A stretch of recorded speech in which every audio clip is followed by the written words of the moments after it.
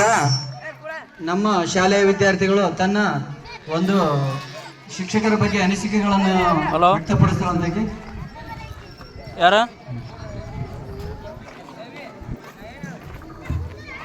ನೀವು ಯಾರ? ನಮ್ಮ ಶಾಲೆಯ ಶಿಕ್ಷಕರ ಬಗ್ಗೆ 2 ಮಾತುಗಳು ಹೇಳುತ್ತೇನೆ. ಮಲ್ಲಾರಾವ್ ಸರ್, ಮಲ್ಲಿಗೆ ಹೂವಿನಂತೆ ಮನಸ್ಸು, ಅವರ ಧ್ವನಿ ಕೇಳಲು ಸೊಗಸು, ಅವರೇ ನಮ್ಮ ಕನಸಿನಂತೆ ನಾವು ಮಾಡ್ಕೋಬೇಕು ನನಸು, ಅವರೇ ನಮ್ಮ ಶಾಲೆಯ ಹುಮ್ಮಸ್ಸು.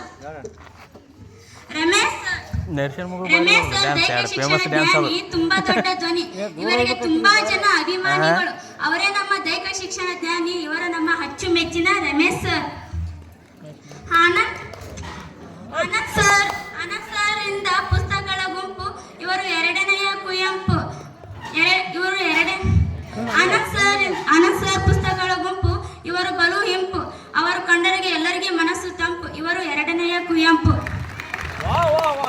ಎಲ್ಲಲಿಂಗ್ sir English topper, grammar super, ಅವರೇ ನಮ್ಮ master. Ellaling sir super star, ಅವರ ನಮ್ಮ ಶಾಲೆಯ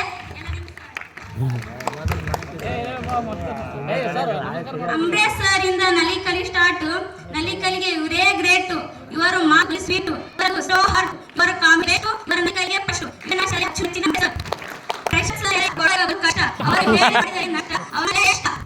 ಈಶ್ವರಿಯ ನೋಡಬಾರದು, ಈಶ್ವರಿಯ ಇವರು ತುಂಬಾ ವೈಟ್, ಅವರು ಮಾತಾಡಲು ಅವೇ ರೇಟು, ಇವರು ಕೊಟ್ಟ ರೇಟ್ ತುಂಬಾ ಇಟ್ಟು, ಇವರು ಗಮನಿಸಿಟ್ಟು